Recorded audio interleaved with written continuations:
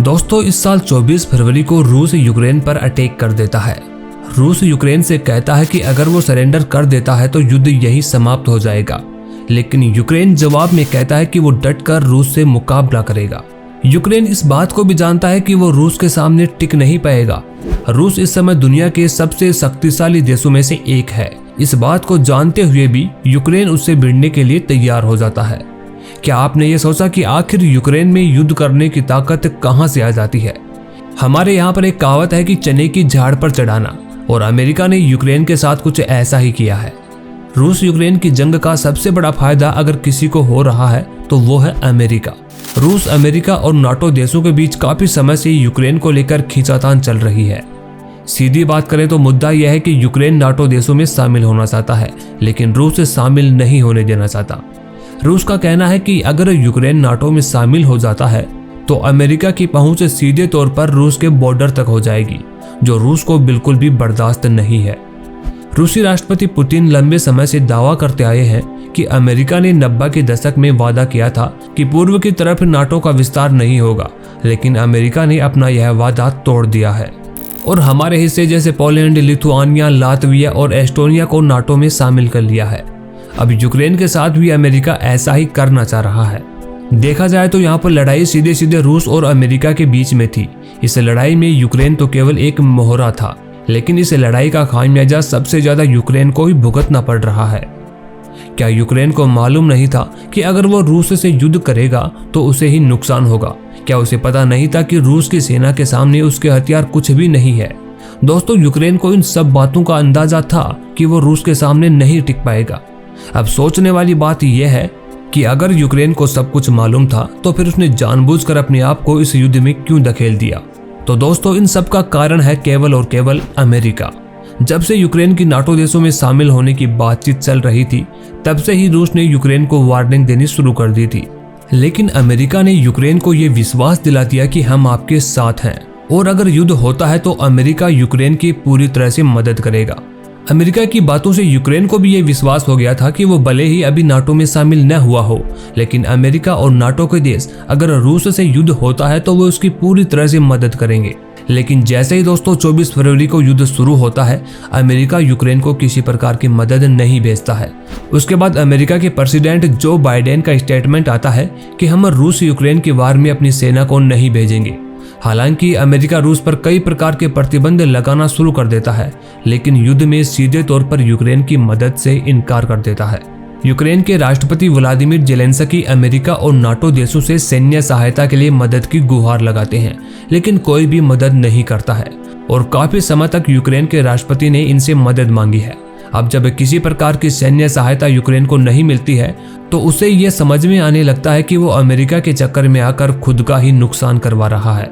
America से धोखा मिलने के बाद अब यूक्रेन के राष्ट्रपति ने भी ये कह दिया है कि वो नाटो के देशों के साथ शामिल नहीं होंगे।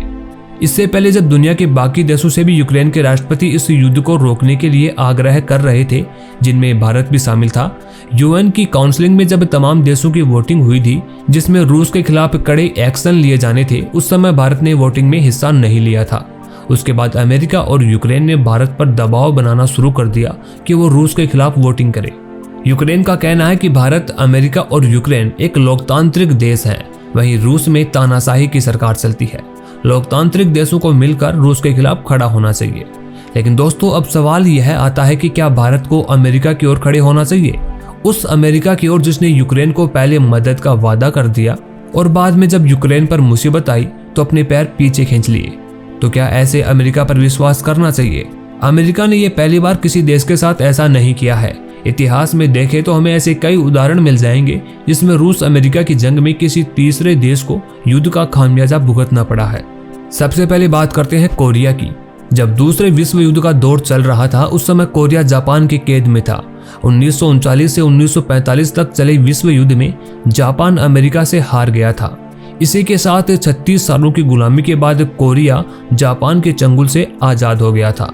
लेकिन इस आजादी की लड़ाई में कोरिया में दो गुट बन चुके थे।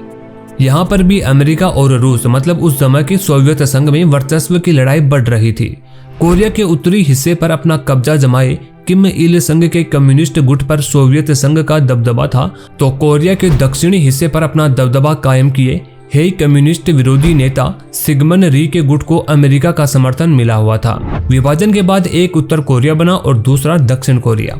1950 में उत्तर कोरिया ने चीन और सोवियत संघ के प्रभाव में दक्षिण कोरिया पर हमला कर दिया। अमेरिका दक्षिण कोरिया की तरफ से तो सोवियत यूनियन उत्तर कोरिया की ओर से लड़ रहे थे। यह युद्ध 3 साल तक चला जिसमें लाखों लोग मारे गए थे। आज भी दोनों देशों को लेकर 2 ग्रुप बने हुए हैं। उत्तर कोरिया के साथ जहां रूस और चीन खड़े हैं, वहीं दक्षिण कोरिया की मदद में आज भी अमेरिकी सैनिक तैनात हैं। ऐसे ही एक कहानी वियतनाम युद्ध की है। वियतनाम में भी 2 गुट हो चुके थे। नॉर्थ वियतनाम के साथ रूस और चीन शामिल थे, वहीं साउथ वियतनाम के साथ अमेरिका खड़ा था।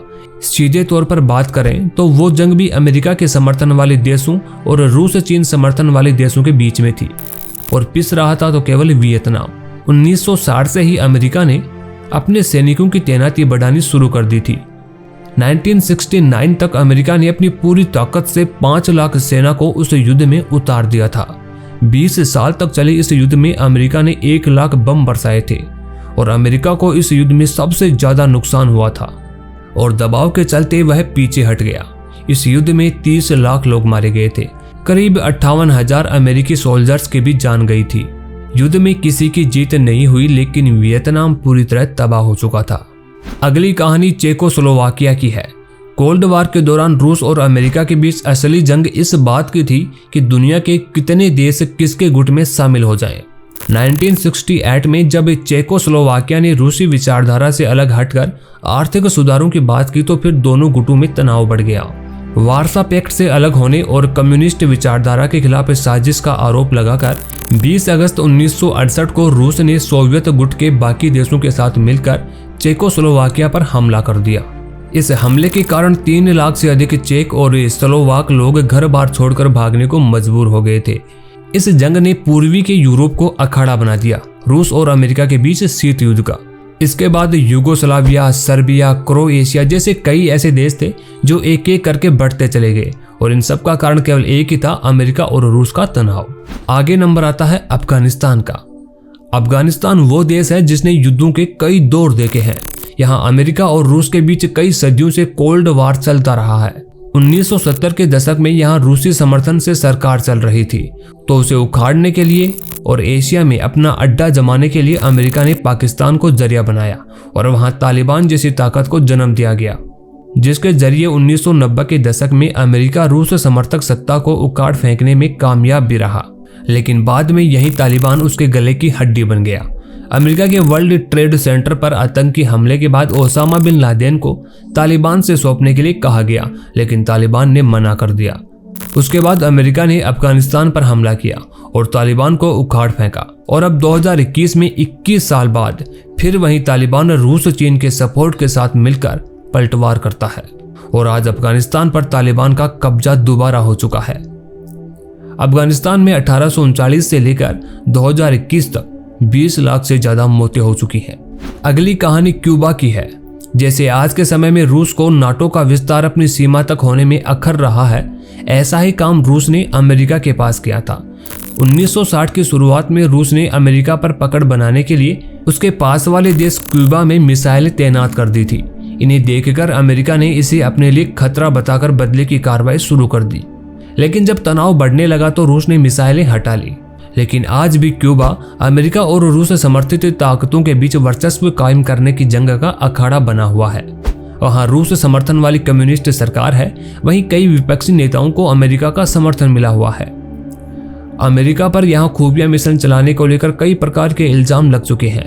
क्यूबा पर कई तरह के इंटरनेशनल प्रतिबंध लग चुके हैं, जिसके कारण यहाँ की इकोनॉमी की हालत खराब हो चुकी है। दोस्तों, रूस और अमेरिका के बीच सदियों से अपना अपना वर्चस्व बढ़ाने को लेकर कोल्ड वार चलती रही है, जिससे किसी का भी एक जगह पर प्रभाव बढ़ने लगता है तो दूसरा वहां पर कूद पड़ता है। इनकी आपस की जंग में पिसते हैं तो केवल कमजोर देश और वहां की जनता, और आज वैसा ही हाल कुछ यूक्रेन का हो रहा है।